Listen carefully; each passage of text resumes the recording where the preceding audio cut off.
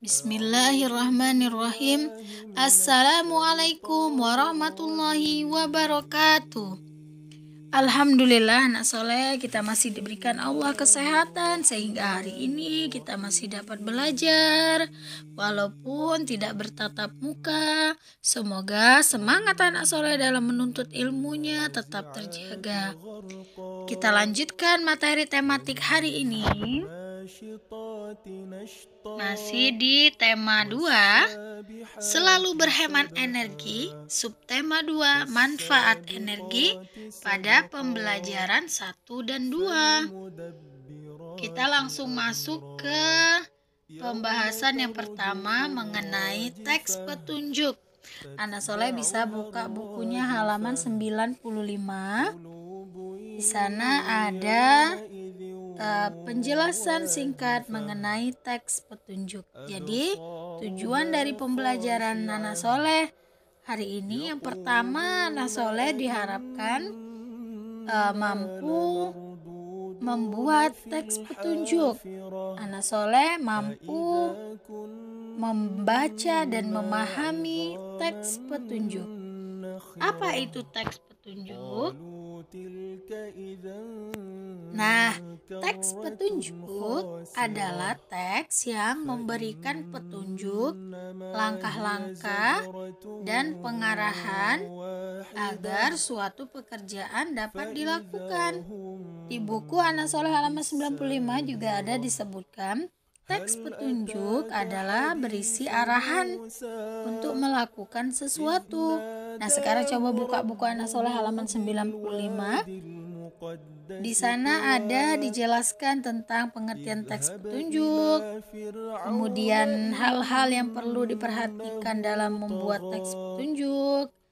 Kemudian ada contoh teks petunjuk di sana. Di sana ada contoh petunjuk membuat kipas kain. Nah, anak soleh bisa baca di sana ya. Lanjut Bunda jelaskan yang kedua, jenis-jenis teks petunjuk. Nah, apa saja ya yang termasuk jenis dari teks petunjuk? Yang pertama ada petunjuk menggunakan obat. Nah, ini pasti anak soleh sudah tahu kan, sudah pernah menemukan. Misal anak soleh membeli misal katakanlah minyak kayu putih misal ya. Nah, di sana kan ada petunjuknya bagaimana menggunakan minyak kayu putih tersebut. Oleskan secukupnya pada bagian anggota tubuh yang diperlukan, misal seperti itu. Itu juga termasuk teks petunjuk.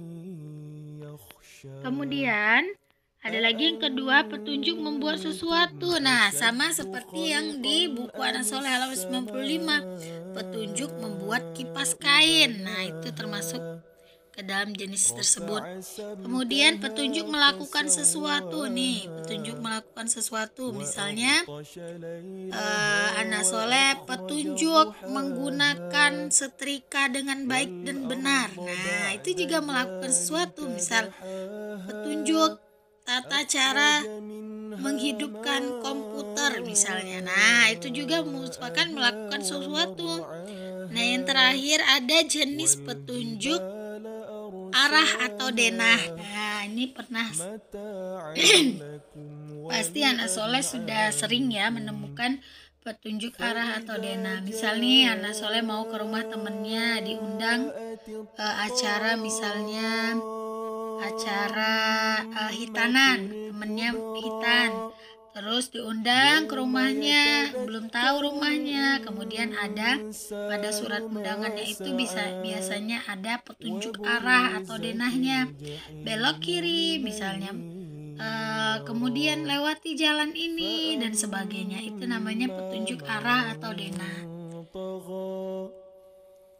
Sekarang Bunda kasih satu contoh lagi pada anak soleh biar anak soleh lebih paham mengenai jenis teks petunjuk, yaitu petunjuk membuat kopi. Nih, anak soleh kan sudah kelas 4. Bunda mau tanya deh, adakah yang sudah bisa membuat secangkir kopi untuk mama atau papanya?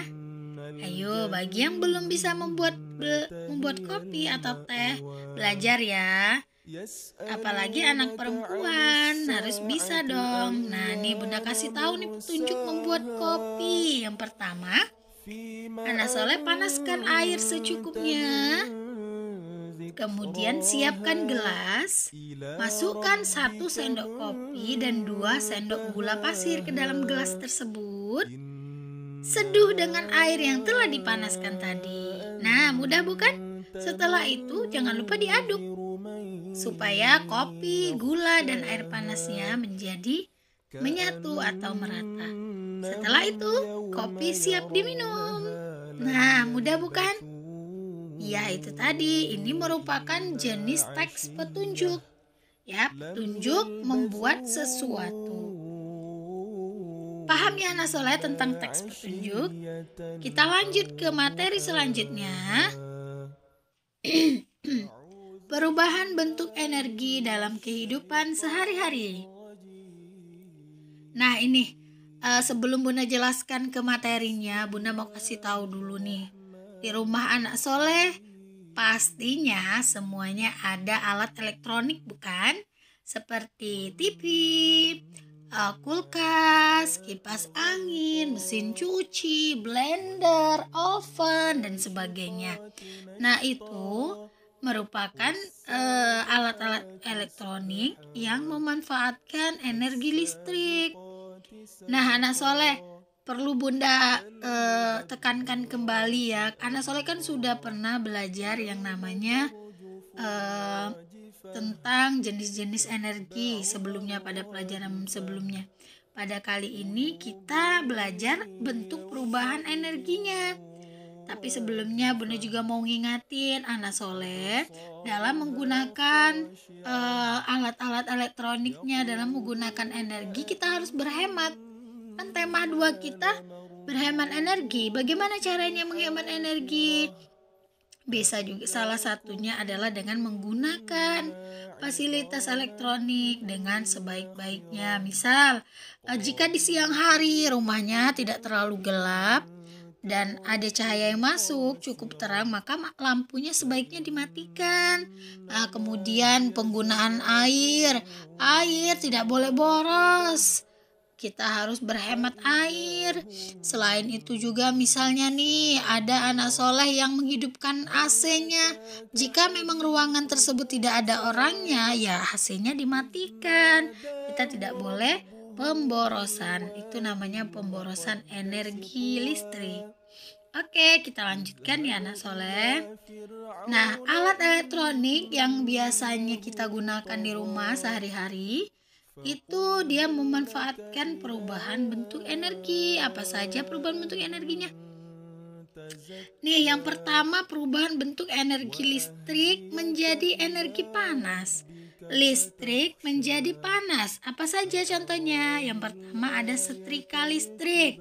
Nah, setrika listrik ini digunakan untuk oleh mama atau mbak-mbak kita atau kita sendiri untuk menyetrika, merapikan pakaian kita. Nah, itu dia perubahan yang terjadi dari listrik menjadi panas. Kemudian ada rice cooker atau magicom untuk masak nasi. Nah, itu dia dari energi listrik menjadi energi panas. Selanjutnya ada oven. Nah, sebenarnya masih ada lagi contoh-contoh yang lain. Nanti anak soleh cari tahu ya apa saja contoh perubahan dari energi listrik menjadi energi panas. Kemudian dari energi listrik menjadi energi gerak. Nah, apa saja contohnya? Bisa kita temui di rumah kita sehari-hari. Ada kipas angin, kemudian ada blender. Terus apa lagi? Dari energi listrik menjadi energi cahaya. Tentunya kita bisa menemukan pada lampu, baik lampu pijar, lampu neon. Itu dia dari listrik menjadi cahaya. Kemudian ada dari listrik menjadi bunyi. Energi listrik berubah menjadi energi bunyi pada radio, speaker, dan gitar listrik. Apalagi ya contohnya? Nah, energi gerak menjadi listrik. Contohnya yaitu air terjun yang dimanfaatkan untuk pembangkit listrik. atau bisa juga disebut dengan pembangkit listrik tenaga air nih. Air terjun kan bergerak ya anak soleh ya. Nah, gerakannya itu bisa dimanfaatkan untuk pembangkit tenaga listrik. Kemudian yang kedua ada energi kimia menjadi energi listrik. Apa saja contohnya? Ada pada baterai. Nah, nih baterai remote, baterai jam itu dia kimia menjadi listrik. Kemudian ada aki. Nah, yang terakhir ada contoh energi kimia menjadi energi gerak. Contohnya pada makanan yang kita konsumsi sehari-hari, itu ada energi kimia dan energi itu dia berubah menjadi energi gerak. Energi gerak kita gunakan untuk beraktivitas, untuk menulis, untuk olahraga. Nah, itu berasal dari sumber makanan yang kita konsumsi. Nah, sampai di sini paham ya anak soleh tentang bentuk-bentuk perubahan energi. Kita lanjutkan materi kita. Yang terakhir pembahasannya yaitu pemanfaatan hewan dan tumbuhan oleh manusia. Nah, alhamdulillah, subhanallah, masya Allah, puji syukur kepada Allah yang telah menyediakan segala sesuatunya untuk kita manfaatkan sebagai untuk kelangsungan hidup kita. Ada hewan, ada tumbuhan, ada air, ada api, dan sebagainya. Semua itu adalah Allah yang ciptakan dan disediakan untuk kelangsungan hidup manusia. Nah, dan kita sebagai seorang muslim yang baik harus memanfaatkan segala sesuatunya dengan bijak, dengan baik, dan makanan dan hewan pun kita harus memilih makanan yang halal dan baik. Apa saja sih manfaat tumbuhan dan hewan bagi manusia? Nih, manfaat tumbuhan dan hewan bagi manusia itu hewan dan tumbuhan itu bisa dimanfaatkan sebagai bahan makanan, untuk pakaian, kemudian untuk obat-obatan, bahan kerajinan, dan sebagainya. Bunda kasih contoh sedikit ya. Nah, contohnya nih, ayam. Ayam ini manfaatnya apa? Manfaatnya apa yang diambil dari ayam? Kita bisa mengambil dagingnya dan telurnya untuk kita konsumsi. Apalagi ada sapi. Sapi ini Allah ciptakan, Allah sediakan untuk kita. Kita bisa manfaatkan, kita ambil dagingnya, kita perah susunya. Ya, nah soleh untuk berkurban juga. Biasanya sapi ini juga digunakan untuk hewan kurban. Apalagi contoh yang lain, ada kuda. Nah, ini kuda. Kuda itu digunakan untuk apa? Kuda ini merupakan hewan yang gagah ya, nah soleh. Apa saja manfaat kuda bagi manusia? Bisa digunakan yang pertama, bisa dimanfaatkan sebagai hewan tunggangan. Iya, sebagai hewan tunggangan. Kemudian sebagai penarik kereta delman. Kalau anak soleh pernah lihat delman kan itu menggunakan tenaga kuda. Dan tidak hanya sapi yang bisa diambil susunya atau untuk diminum, kuda juga susunya bisa diminum oleh manusia. Oke. Itu tadi beberapa contoh pemanfaatan hewan bagi manusia ya anak soleh. Sekarang Bunda kasih contoh sedikit. Nanti anak soleh bisa baca di bukunya di halaman 99 ya, untuk dibaca dan dipelajari juga. Nah, ini ada tumbuhan sayur-sayuran, sayur mayur, ada tomat, ada wortel, ada jagung, sebagainya. Ini kita manfaatkan untuk apa? Untuk makanan, bisa juga untuk minuman dan obat-obatan. Apalagi contohnya yang lain. Nah, nih kayu, pohon kayu ini adalah banyak banget manfaatnya bagi kita anak soleh. Coba anak soleh ingat dan pikirkan deh kira-kira manfaat kayu apa ya? Iya, manfaat kayu banyak sekali. Bisa untuk membuat perabotan rumah tangga seperti lemari, kursi dari kayu, kemudian papan untuk bangunan rumah kita, buat perahu juga dari kayu, kemudian pembuatan kertas pun juga dari kayu, dari pohon ya. Nah, itu tadi anak soleh. Jadi banyak sekali manfaat hewan dan tumbuhan bagi manusia. Tidaklah Allah menciptakan segala sesuatunya kecuali ada manfaatnya bagi manusia.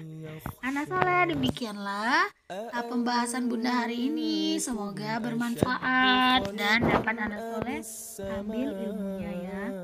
Bunda akhiri. Assalamualaikum warahmatullahi wabarakatuh. Terima kasih.